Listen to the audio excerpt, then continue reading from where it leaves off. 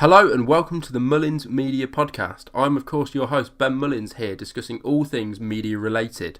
On this episode of the podcast, I'll be looking at the idea of digital geography and discussing my thoughts on the question, how does Twitter create a virtual sense of place? Keep listening to find out more.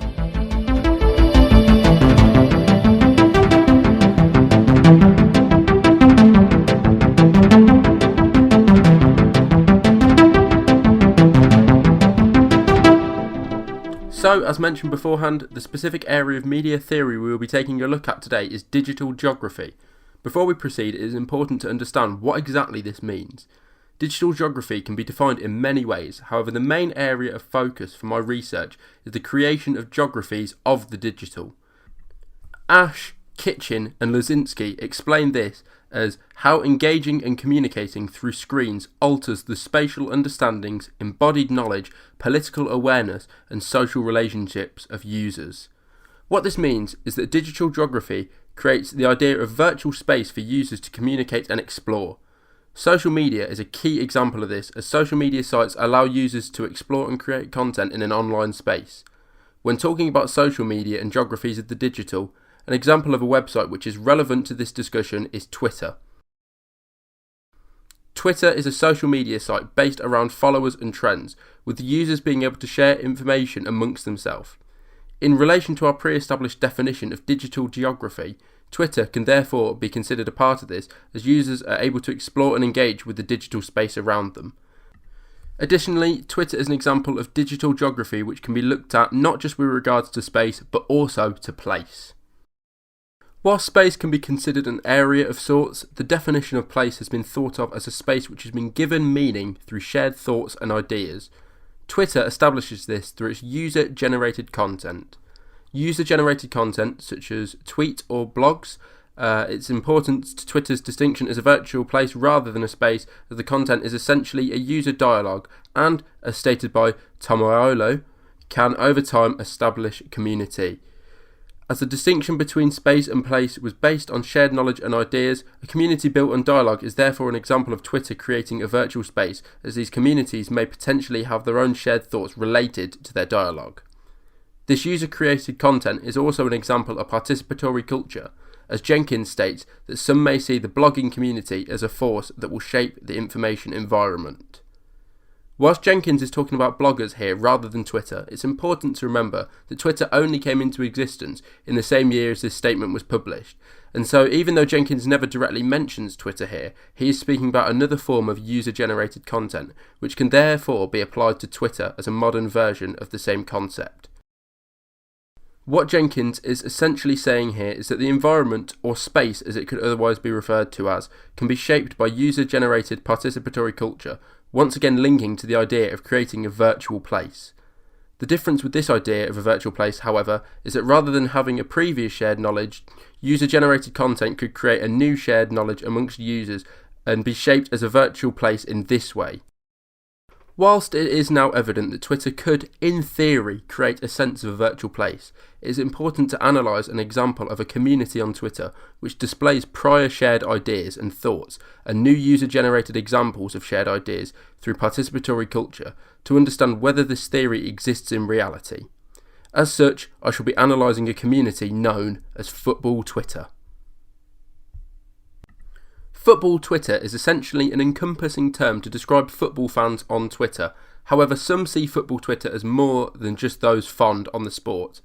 Football Twitter is described online as one of the biggest sub-communities on Twitter, with users circulating around a team and a team's players, yet coming together based on international origin during tournaments such as the European Championships.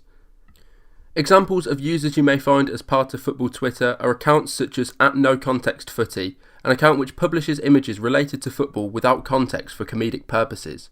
Football Twitter exemplifies a sense of virtual place by existing as a subcommunity, otherwise known as a subculture.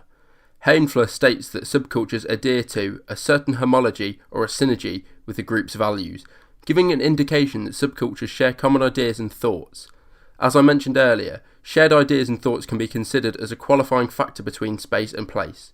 As Football Twitter is a subculture based around the shared enjoyment of football, it can be seen as an example of Twitter being utilised as a virtual place rather than simply a virtual space.